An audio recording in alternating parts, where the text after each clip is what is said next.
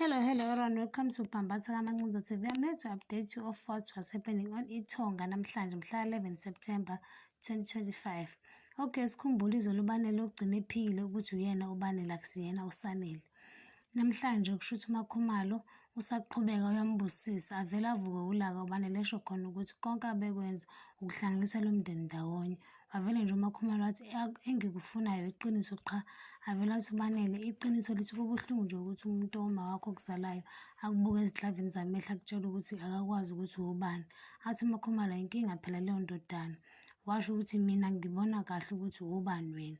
Avele abe emotional kakhulu uBanele esho khona ukuthi walahlekelwa ubhuti wakhe, washo ukuthi ingxenye yempilo yakhe iwele lakhe. Washo khona ukuthi besingelona kuphela igazi landawonye kodwa umoya wethu ubuwodwa. Washo khona ukuthi okungenzeka mhlawumbe umoya wakho ubusangaphakathi kuyena, waze washo ukuthi mhlawumbe akukho lula ukumdedela njengoba noMakhumalo engamdedelile nje. Washo noMakhumalo ukuthi kunzima vele, wavele wathi uBanele kucacile ukuthi kusho ukuthi akusimina inkinga lana uwena ma. Mgabadeli ulele eduze kwalesi siphambano besishayela izolo ngaphandle komuzi kaMagwaza, usezwasibeka nendwangu emhlophe ngaphezulu. Kanti kuzoqhamuka umuntu ezihambela, uyambona nje uzihambela kancane ngoba ibuka umgabadeli lona olele esigangeni. Kanti uzovuka kusenjalo asihlekise obala, uyabona nje ukuthi akuvumi nokuthi ahleke. Abengelele nesiphambano sakhe lesi, asho khona ukuthi sekusile Nkosinathi mfana wami. uMakhumalo nobaba omncane bayaxoxa, uyasho ukuthi uqongile isibindi wabuza uBanele ukuthi uyena ngempela yini uBanele. Waqhubeka uMakhumalo washo ukuthi ngebhadi uphikile. Washo nokuthi kodwa ubonile ukuthi akekho honest ngalento ayishoyo. Abuze bakithi ubaba omncane ukuthi kuzokwenzakalani ngalento manje. Athi uMakhumalo akazi futhi uyafuna ukuyikholwa ingane yakhe. Avela athi ubaba omncane akazi nokuthi uzothini yena.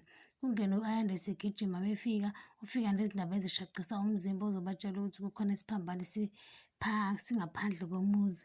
Akhuze ibhadi baba omncane esho khona ukuthi ini. Asho u-Ayanda athi siphambana, avele athi dunga elihle asihambeni siyobheka, amemeze namahlophe. Mebefika ngaphandle nasi ngempela isiphambano bavele bakhale kakhulu. uMakhumalo nobaba omncane besho kahle ukuthi amabhadi odwa phela lawa. Athi nje ubaba omncane kumele sisuswe lento ngoba amabhadi. Abakhuzi bakithi uNokwanda avela athi ubaba omncane dunga elihle kuzomele siye kubona laba bantu. Akhuze umhlola uNokwanda esho khona ukuthi uzoya yena ngoba kuzoba ngathi bazohlasela njengoba bazilile nje. Wathi ubaba omncane ushasha ubuye khona nizobuya nizokhipha lento la. Asho bakithi uNokwanda ukuthi ngeke ahlale. KaDladla baphethena amakhanda bonke abazi ukuthi wenzelani ngoDladla ngoba bamfonela bamthola emafonini. Sebecabanga nokuthi bafonela amaphoyisa ngoba basitshela ukuthi mhlawumbe uzibulele. Abanye bacabanga ukuthi mhlawumbe lezi zigilamkhuba zisezulwini endaweni yabo zimlimazile.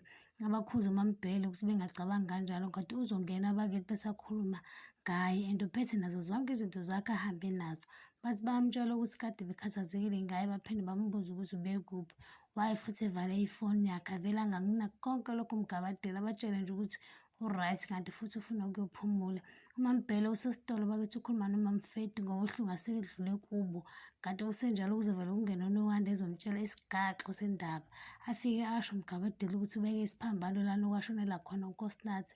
Aze asho ukuthi akazi noma ubeka umake yini. Wavele wathi uNokwanda nawe udidekile kabi ukuthi wenzakalani. Wavele waphatheka kabi kakhulu uMaMbhele. Uzama ulandela uBanele emva kokuthi uBanele ephume ukuyokhuluma nobaba wakhe. Athi uzama uyambamba nqaba uBanele ngoba incina abantu ukuthi bazobabona. Abuze uzama ukuthi kwenzenjani bese yamtshela ukuthi uma wakho useyazi ukuthi akusiyena uSanele. Avele athi uzama akabatshele iqiniso. Athi uBanele if ngibatshela iqiniso ngizolahlekelwa yonke into engiyisebenzele kanzima. Wathi uzama angeke kwenzeke lokho, angithi nami ngisakhona yena futhi nabantu abamthandayo ngeke bamlahlekele. AbakaDladla bazobona isiphambano phela lesesibekwa umgabadeli nangalana uyakhala uNokwanda ukuthi akusesikhona ukuzila lokhu. Nobaba omncane washo ukuthi leli ibhadi liphindaphindiwe. Wazi washo ukuthi ufuna lento isuswe khona namhlanje. Wakhala bakithi uMaMbhele ukuthi if isuswa lento izophanjanelwa ikhanda umnyeni wakho. Wathi nje ubaba omncane awusidoko eligayile thina lelo. Washo nokuthi lento iyabahlaza kanjalo nabantu bayakhuluma ngaphandle.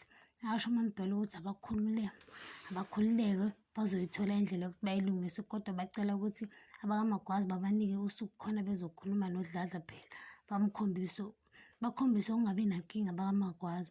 uMaMbhele ungena lapho kukhona khona udladla, lapho usazimisele ngokuhamba futhi avele angapholisi maseko. uMaMbhele ambuze ukuthi kungani efake isiphambano ngaphandle kwegeti lakaMagwaza, avele nje athi uzilela ingane yakhe yena.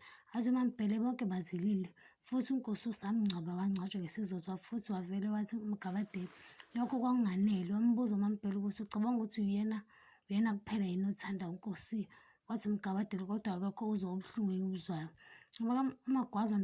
uMagwaza noMakhumalo bayakhuluma kule nto manje izokwenziwa njani. Avele athi uMakhumalo uthe uMaMbhele uzokhuluma nje nesoka lakhe. Athi baba omncane angisho lokho mina ngikhuluma indaba kaSanele.